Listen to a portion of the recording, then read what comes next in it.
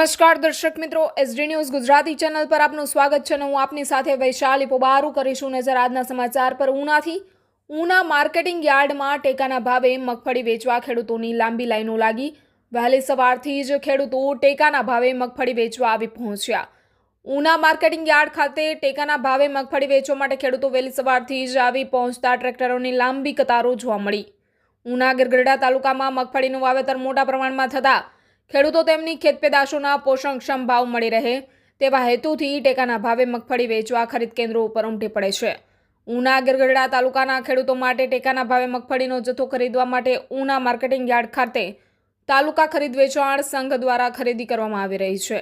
આ કેન્દ્ર ઉપર રજીસ્ટ્રેશન બાદ મેસેજ આવતા ખેડૂતો પોતાનો માલ વેચવા માટે કેન્દ્ર ઉપર ઉમટી પડે છે. ત્યારે આજ રોજ બુધવારે એપીએમસી ખાતે 50 જેટલા ખેડૂતો મગફળી વેચવા માટે આવ્યા હતા.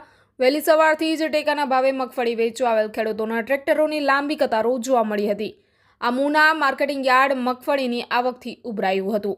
Reporter Abdul Ganchi, SD news Gujarati, Una.